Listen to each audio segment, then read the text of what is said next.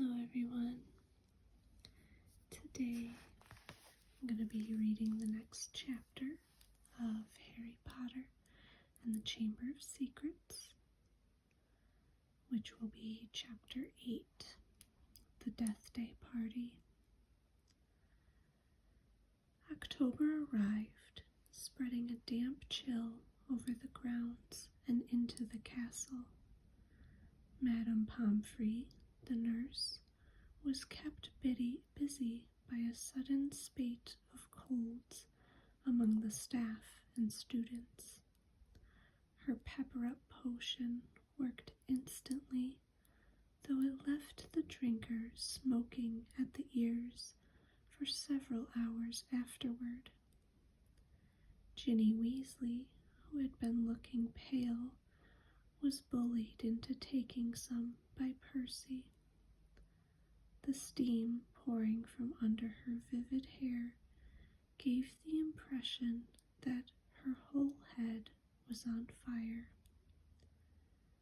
Raindrops the size of bullets thundered on the castle windows for days on end.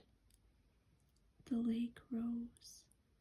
The flower beds turned into muddy streams, and Hagrid's pumpkins swelled to the size of garden sheds.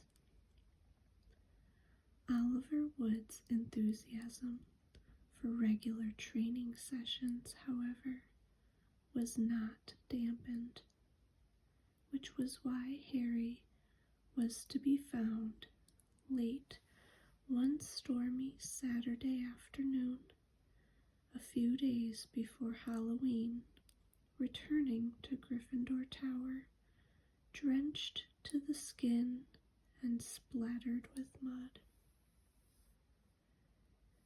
Even aside from the rain and wind, it hadn't been a happy practice session. Fred and George, who had been spying on the Slytherin team, had seen for themselves the speed of those new Nimbus 2001s. They reported that the Slytherin team was no more than 7 greenish blurs shooting through the air like missiles. As Harry squelched along the deserted corridor, he came across somebody who looked just as preoccupied as he was.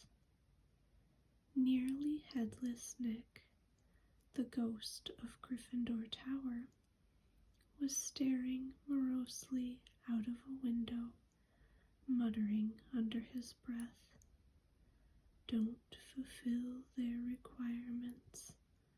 Half an inch, if that." "Hello, Nick," said Harry.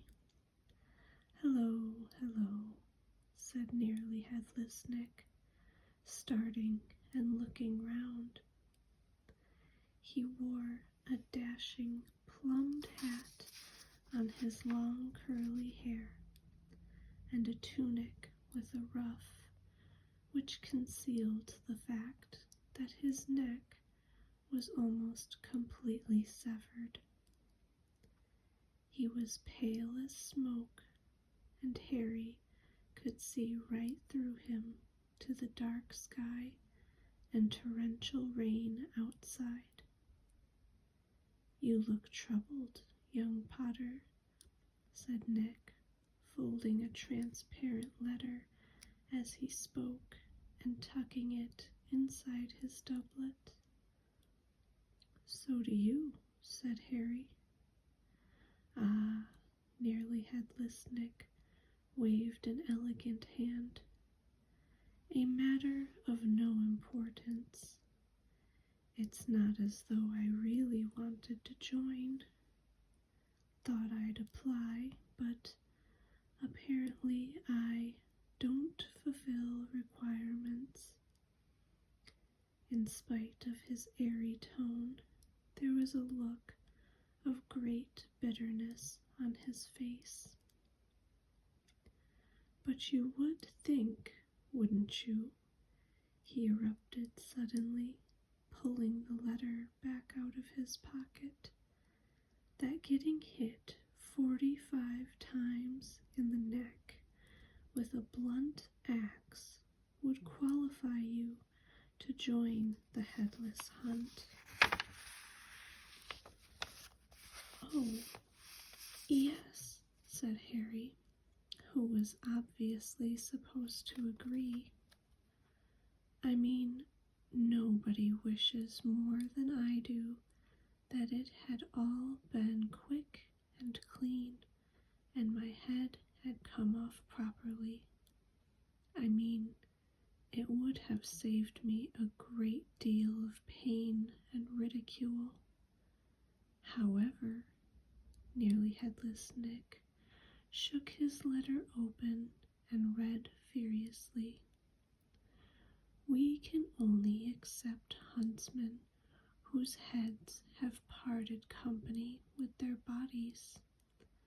You will appreciate that it would be impossible otherwise for members to participate in hunt activities such as horseback head juggling and head polo. It is with greatest regret, therefore, that I must inform you that you do not fulfill our requirements. With very best wishes, Sir Patrick Delaney Podmore. Fuming, Nearly Headless Nick stuffed the letter away. Half an inch of skin and sinew holding my neck on, Harry. Most people would think that's good and beheaded, but oh no, it's not enough for Sir Properly Decapitated Podmore. Nearly Headless Nick took several deep breaths and then said, in a far calmer tone, So, what's bothering you? Anything I can do?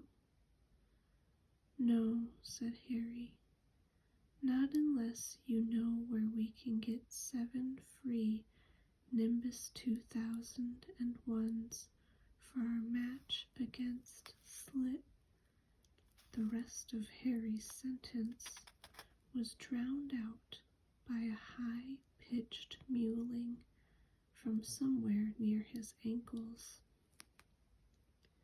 He looked down and found himself gazing into a pair of lamp-like yellow eyes. It was Mrs. Norris, the skeletal gray cat who was used by the caretaker, Argus Filch, as a sort of deputy in his endless battle against students. You'd better get out of here, Harry, said Nick quickly. Filch isn't in a good mood. He's got the flu, and some third years accidentally plastered frog brains all over the ceiling in Dungeon 5. He's been cleaning all morning, and if he sees you dripping mud all over the place. Right.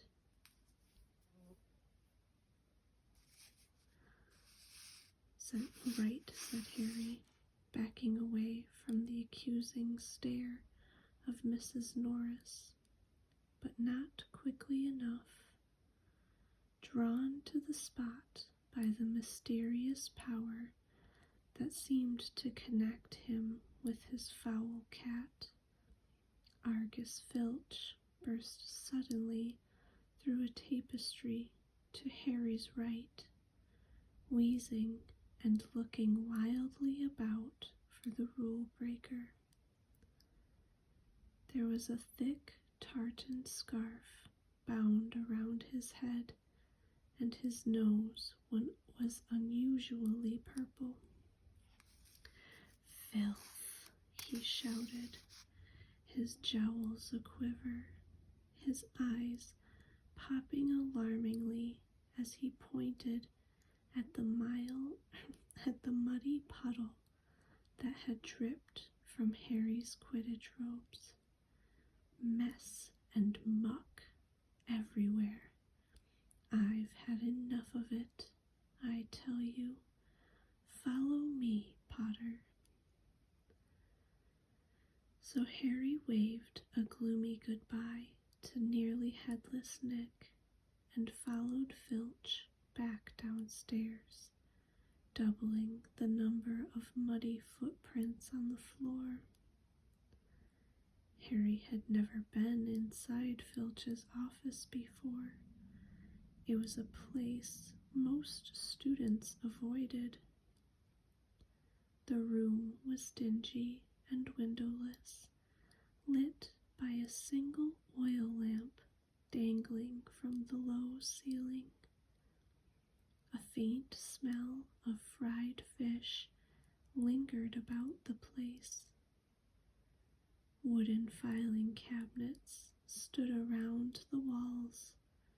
From their labels, Harry could see that they contained details of every pupil Filch ever punished. Fred and George Weasley had an entire drawer to themselves. A highly polished collection of chains and manacles hung on the wall behind Filch's desk. It was common knowledge that he was always begging Dumbledore to let him suspend students by their ankles from the ceiling. Filch grabbed a quill from a pot on his desk and began shuffling around looking for parchment. Dung, he muttered furiously.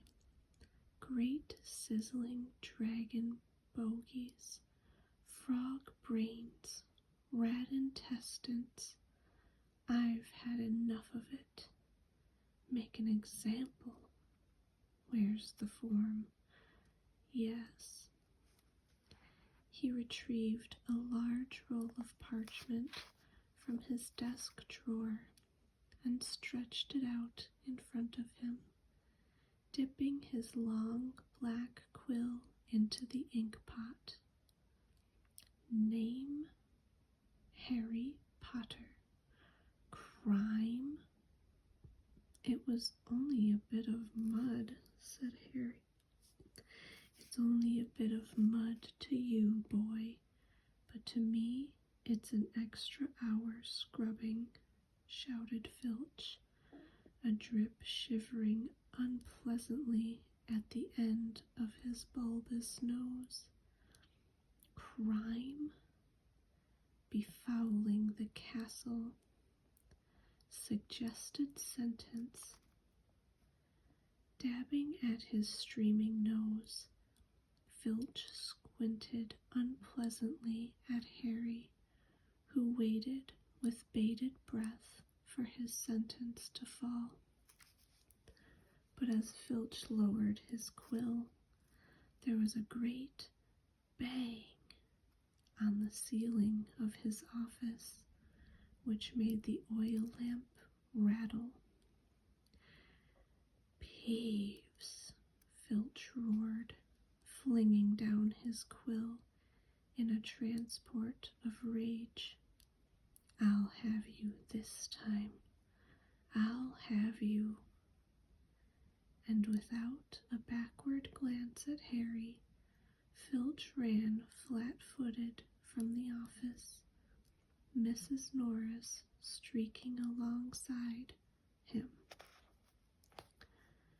Peeves was the school poltergeist, a grinning, airborne menace who lived to cause havoc and distress. Harry didn't much like Peeves, but couldn't help feeling grateful for his timing.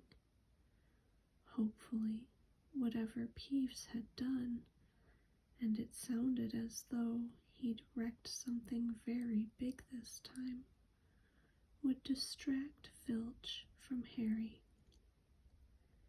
Thinking that he should probably wait for Filch to come back, Harry sank into a moth-eaten chair next to the desk. There was only one thing on it apart from his half-completed form: a large, glossy, purple envelope with silver lettering on the front. With a quick glance at the door to check that Filch wasn't on his way back, Harry picked up the envelope and read, "Quick Spell, a correspondence course in beginner's magic." Intrigued, Harry flicked the envelope open and pulled out the sheaf of parchment inside. More curly silver writing on the front page said, "Feel out of step in the world of modern magic? Find yourself making excuses not to perform simple spells? Ever been taunted for your woeful wand work? There is an answer. Quick Spell is an all-new, fail-safe, quick result, easy-learn course. Hundreds of witches and wizards have benefited from the Quick Spell method. Madame Z. Nettles of Topsham writes, "I had no memory for incantations, and my potions were a family joke. Now, after a quick spell course, I am the center of attention at parties, and friends beg for the recipe of my scintillation solution." Warlock D.J. Prod of Didsbury says, "My wife used to sneer at my feeble charms, but 1 month into your fabulous quick spell course, and I succeeded in turning her into a yak. Thank you, Quick Spell."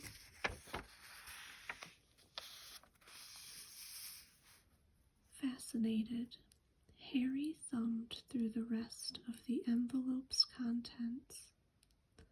Why on earth did Filch want a quick spell course? Did this mean he wasn't a proper wizard? Harry was just reading Lesson 1, Holding Your Wand, Some Useful Tips, when shuffling footsteps outside told him Filch was coming back. Stuffing the parchment back into the envelope, Harry threw it back onto the desk just as the door opened. Filch was looking triumphant. That vanishing cabinet was extremely valuable, he was saying gleefully to Mrs. Norris. "We'll have Peeves out this time, my sweet." His eyes fell on Harry, and then darted to the quick spell envelope, which, Harry realized too late, was lying 2 feet away from where it had started. Filch's pasty face went brick red. Harry braced himself for a tidal wave of fury. Filch hobbled across to his desk, snatched up the envelope, and threw it into a drawer. Did you read?" he spluttered. "No," Harry lied quickly. Filch's knobbly hands were twisting together. If I thought you'd read my private, not that it's mine, for a friend, be that as it may, however, Harry was staring at him, alarmed. Filch had never looked madder. His eyes were popping. A tick was going in one of his pouchy cheeks, and the tartan scarf didn't help. Very well. Go, and don't breathe a word. Not that, however, if you didn't read. Go on. I have to write up Peeves's report. Go. Amazed at his luck, Harry sped out of the office, up the corridor, and back upstairs. To escape from Filch's office without punishment was probably some kind of school record. Harry, did it work? Nearly headless Nick came gliding out of a classroom. Behind him, Harry could see the wreckage of a large black and gold cabinet that appeared to have been dropped from a great height. I persuaded Peeves to crash it right over Filch's office, said Nick eagerly. Thought it might distract him. Was that you? Said Harry gratefully. Yeah, it worked. I didn't even get detention. Thanks, Nick. They set off up the corridor together. Nearly headless Nick, Harry noticed, was still holding Sir Patrick's rejection letter. I wish there was something I could do for you about the headless hunt, Harry said. Nearly headless Nick stopped in his tracks, and Harry walked right through him. He wished he hadn't. It was like stepping through an icy shower. But there is something you could do for me, said Nick excitedly. Harry, would I be asking too much? But no, you wouldn't want. What is it? Said Harry. Well, this Halloween will be my 500th death day, said Nearly Headless Nick, drawing himself up and looking dignified.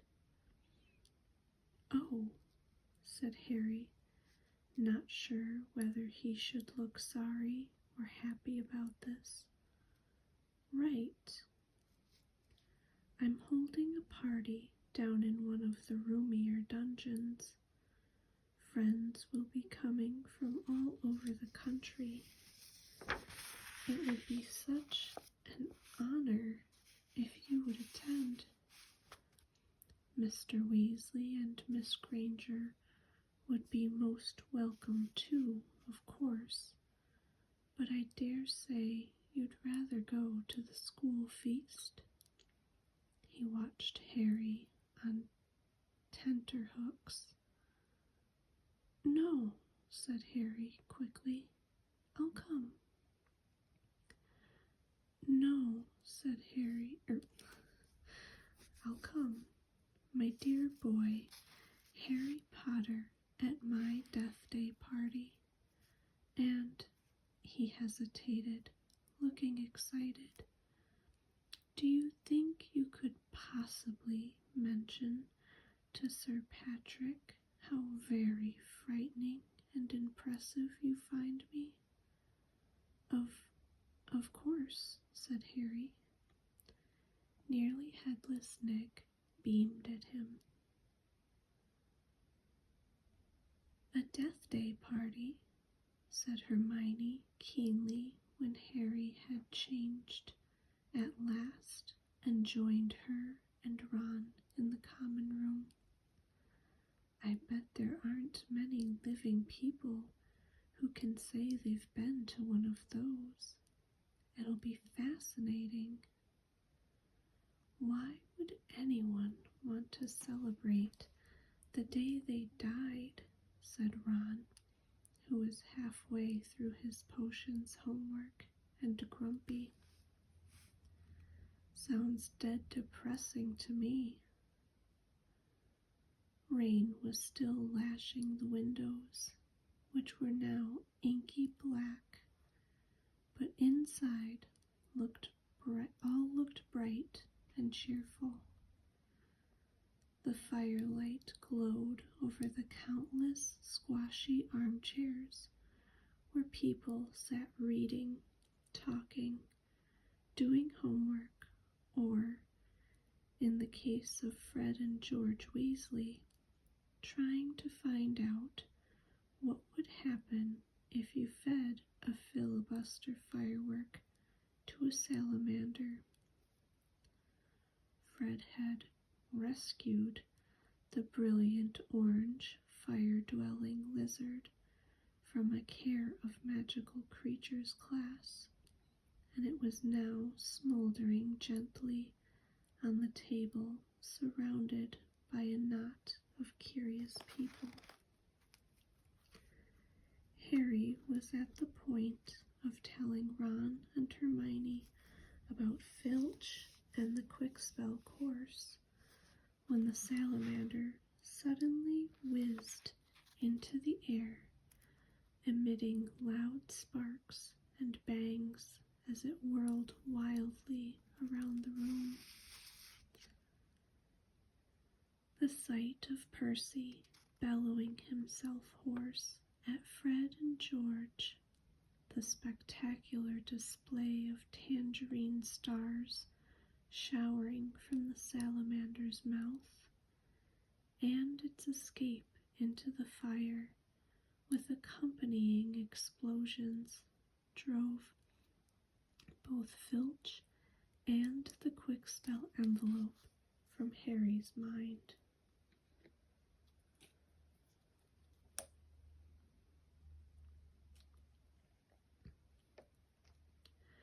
By the time Halloween arrived, Harry was regretting his rash promise to go to the Death Day party. The rest of the school was happily anticipating their Halloween feast. The Great Hall had been decorated with the usual live bats.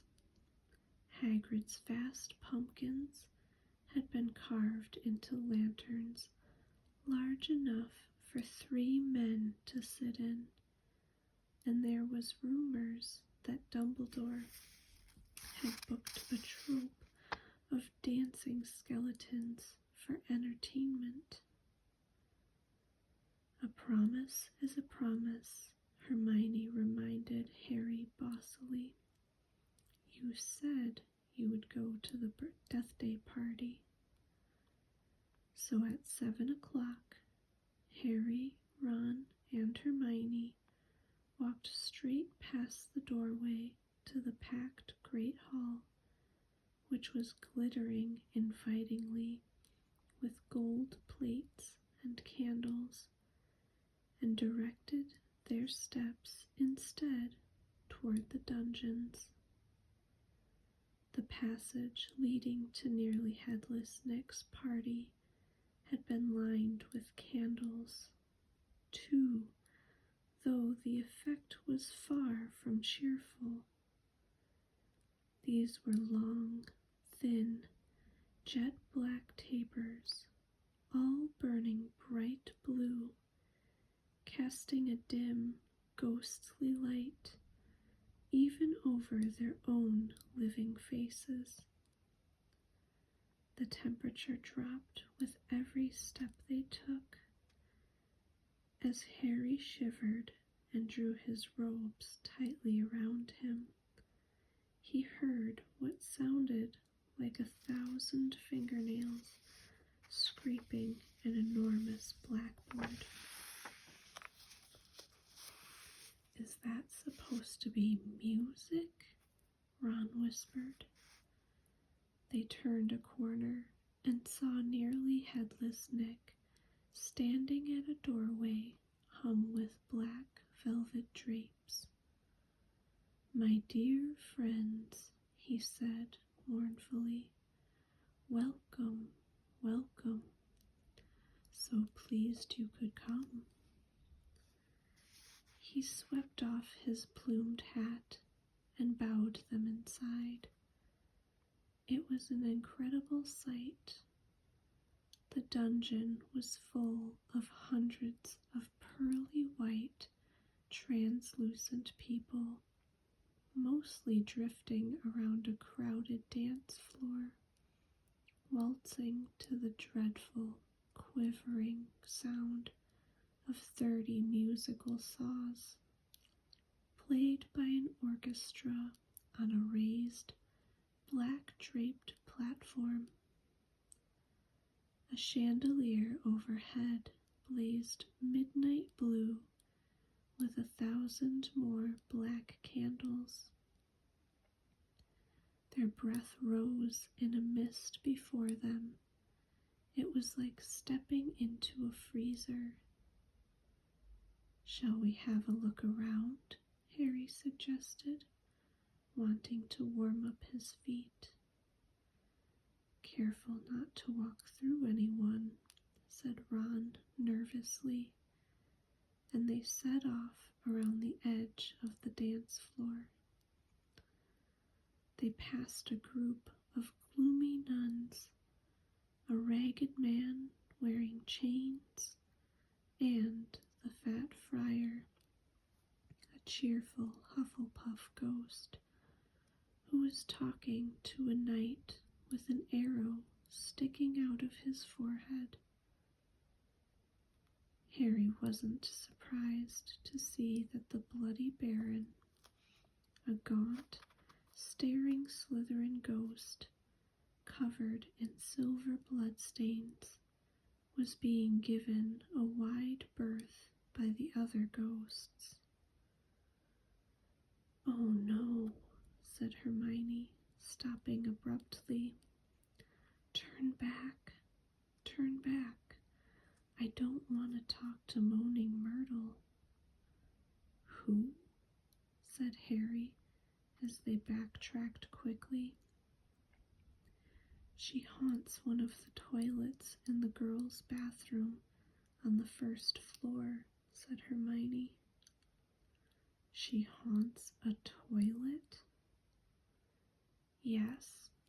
It's been out of order all year because she keeps having tantrums and flooding the place. I never went in there anyway if I could avoid it. It's awful trying to have a pee with her wailing at you." "Look, food," said Ron. On the other side of the dungeon was a long table, also covered in black velvet. They approached it eagerly, but next moment had stopped in their tracks, horrified. The smell was quite disgusting. Large, rotten fish were laid on handsome silver platters. Cakes burned charcoal black were heaped on salvers. There was a great maggoty haggis, a slab of cheese covered in furry green mold, and, in pride of place, an enormous gray cake in the shape of a tombstone with tar-like icing forming the words, "Sir Nicholas de Mimsy Porpington, died 31st October, 1492. Harry watched, amazed, as a portly ghost approached the table, crouched low, and walked through it. His mouth held wide so that it passed through one of the stinking salmon. "Can you taste it if you walk through it?" Harry asked him. "Almost," said the ghost sadly, and he drifted away. "I expect they've let it rot to give it a stronger flavor," said Hermione knowledgeably, pinching her nose and leaning closer to look at the putrid haggis. "Can we move? I feel sick," said Ron.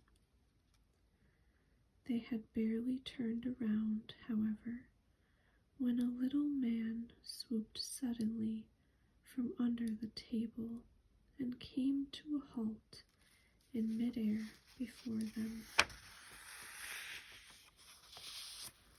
"Hello, Peeves," said Harry cautiously.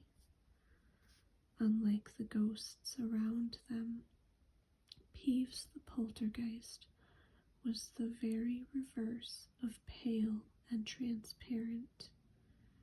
He was wearing a bright orange party hat, a revolving bow tie, and a broad grin on his wide, wicked face. "Nibbles?" he said sweetly, offering them a bowl of peanuts covered in fungus. "No, thanks," said Hermione. "Heard you talking about poor Myrtle," said Peeves, his eyes dancing. "Rude you was about poor Myrtle." He took a deep breath and bellowed, "Oi, Myrtle!" "Oh no, Peeves, don't tell her what I said. She'll be really upset," Hermione whispered frantically. "I didn't mean it. I don't mind her. Hello, Myrtle." The squat ghost of a girl had glided over. She had the gloomiest face Harry had ever seen, half hidden behind lank hair and thick, pearly spectacles. "What?" she said, sulkily. "How are you, Myrtle?" said Hermione in a falsely bright voice. "It's nice to see you out of the toilet." Myrtle sniffed. "Miss Granger was just talking about you," said Peeves slyly in Myrtle's ear. "Just saying how nice you look tonight," said Hermione, glaring at Peeves. Myrtle eyed Hermione suspiciously. "You're making fun of me," she said, silver tears welling rapidly in her small see-through eyes.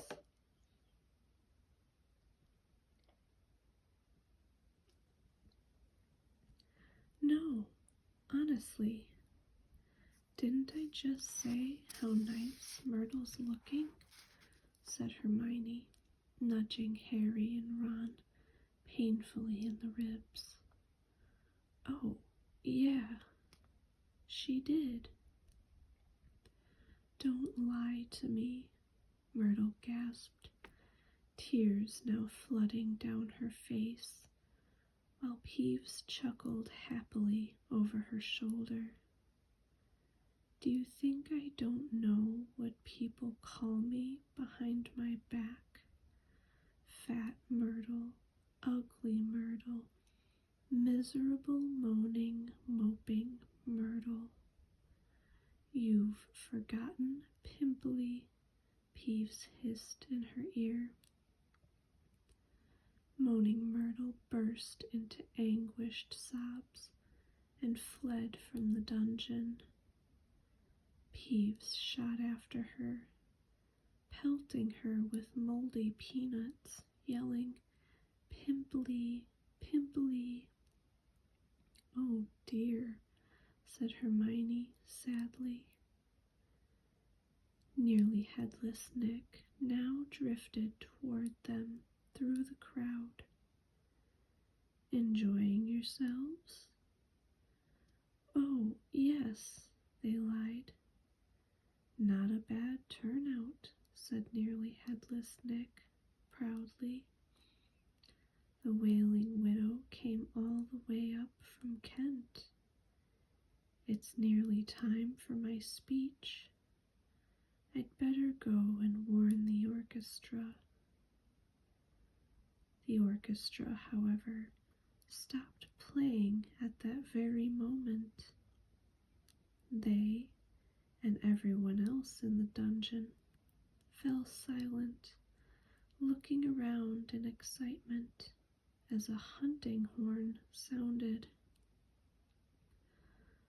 "Oh, here we go," said Nearly Headless Nick bitterly. Through the dungeon wall burst a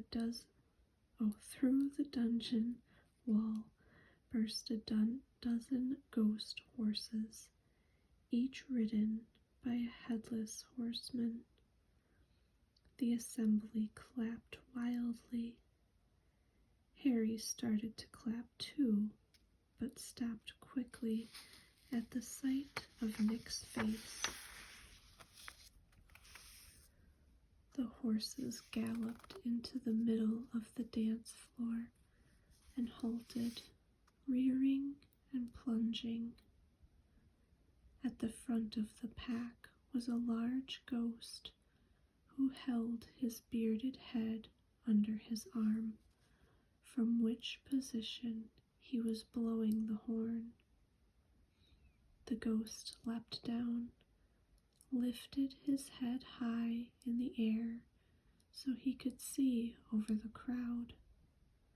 Everyone laughed, and strode over to Nearly Headless Nick, squashing his head back onto his neck. "Nick," he roared, "how are you? Head still hanging in there?"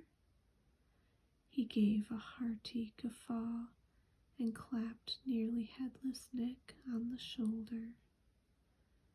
"Welcome, Patrick," said Nick stiffly.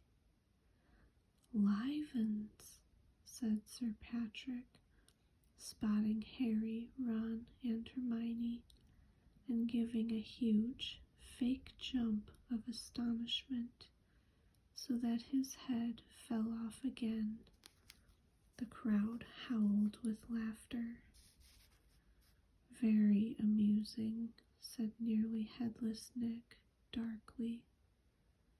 "Don't mind Nick," shouted Sir Patrick's head from the floor. "Still upset we won't let him join the hunt. But I mean to say, look at the fellow." "I think," said Harry hurriedly, at a meaningful look from Nick, "Nick's very frightening and, Ha!" yelled Sir Patrick's head. "Bet he asked you to say that." "If I could have everyone's attention, it's time for my speech," said Nearly Headless Nick loudly, striding toward the podium and climbing into an icy blue spotlight. "My late lamented lords, ladies, and gentlemen, it is my great sorrow." But nobody heard much more.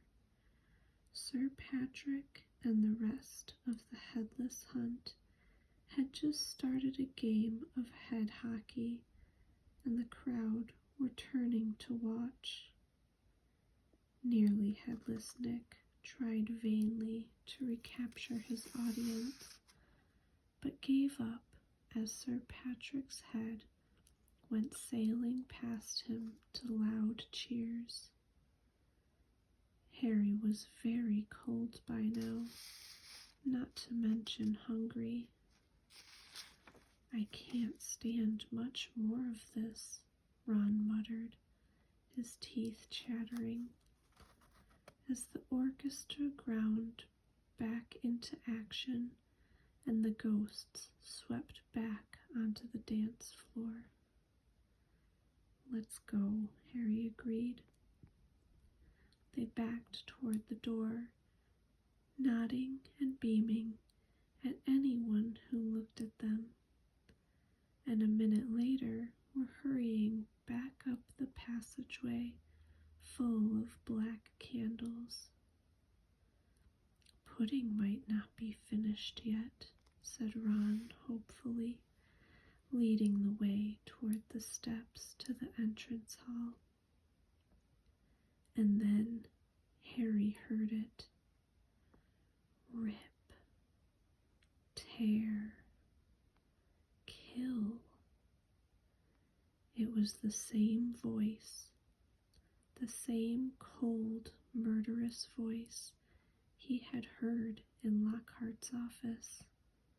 He stumbled to a halt, clutching at the stone wall, listening with all his might, looking around, squinting up and down the dimly lit passageway. "Harry, what are you—" "It's that voice again. Shut up a minute. So hungry. For so long." "Listen," said Harry urgently, and Ron and Hermione froze, watching him. "Kill. Time to kill." The voice was growing fainter. Harry was sure it was moving away, moving upward. A mixture of fear and excitement gripped him as he stared at the dark ceiling. How could it be moving upward? Was it a phantom to whom ceilings didn't matter? "This way," he shouted, and he began to run up the stairs into the entrance hall. It was no good hoping to hear anything here. The babble of talk from the Halloween feast was echoing out of the great hall. Harry sprinted up the marble staircase to the first floor, Ron and Hermione clattering behind him. "Harry, what are we—" "Shh!" Harry strained his ears. Distantly from the floor above, and growing fainter still, he heard the voice. "I smell blood. I smell blood." His stomach lurched. "It's going to kill someone," he shouted, and ignoring Ron's and Hermione's bewildered faces, he ran up the next flight of steps, 3 at a time, trying to listen over his own pounding footsteps. Harry hurtled around the whole of the second floor, Ron and Hermione panting behind him, not stopping until they turned a corner into the last deserted passage. "Harry, what was that all about?" said Ron, wiping sweat off his face. "I couldn't hear anything." But Hermione gave a sudden gasp, pointing down the corridor. "Look!" Something was shining on the wall ahead. They approached slowly, squinting through the darkness. Foot-high words had been dabbed on the wall between two windows, shimmering in the light cast by the flaming torches. The Chamber of Secrets has been opened. Enemies of the air, beware. What's that thing hanging underneath? Said Ron, a slight quiver in his voice. As they edged nearer, Harry almost slipped. There was a large puddle of water on the floor. Ron and Hermione grabbed him, and they inched toward the message, eyes fixed on a dark shadow beneath it. All three of them realized what it was at once and leapt backward with a splash. Mrs. Norris, the caretaker's cat, was hanging by her tail from the torch bracket. She was stiff as a board, her eyes wide and staring.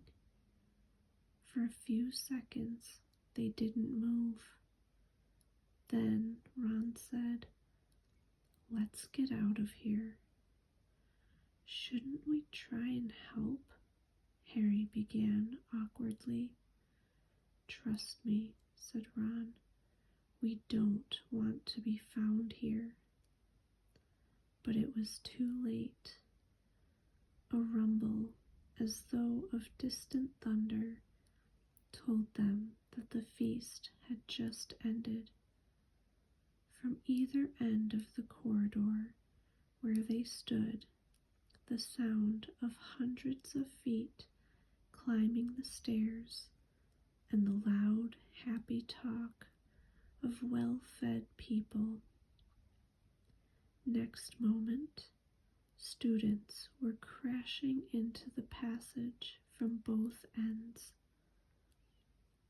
The chatter, the bustle, the noise died suddenly as the people in front spotted the hanging cat.